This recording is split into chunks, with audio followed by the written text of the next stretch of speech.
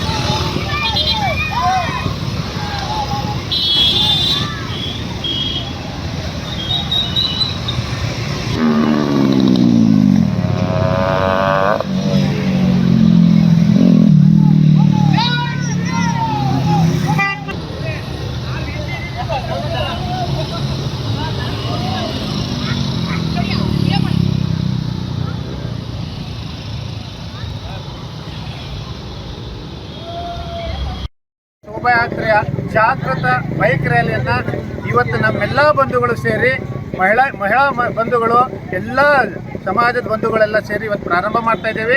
ಜಾಗೃತಿಗೋಸ್ಕರ ಮತ್ತು ಒಂದು ಭಾವನೆಗಳು ಬರಬೇಕು ಅನ್ನೋದು ಇಡೀ ಸಮಾಜಕ್ಕೊಂದು ಸೂಚನೆ ಕೊಡೋ ಪ್ರಕಾರ ಇವತ್ತು ಹೋಗ್ತಾ ಇದ್ದೇವೆ. ಇಡೀ ನಗರದಾದ್ಯಂತ ಸಾಧಾರಣ ಒಂದು 20 ಕಿಲೋಮೀಟರ್ ಸಂಚಾರ ಆಗ್ತದೆ. ಸರಿಸುಮಾರು ಒಂದು 1000 ಬೈಕ್ಗಳು ನಮ್ಮ ಜೊತೆಗಿರ್ತವೆ.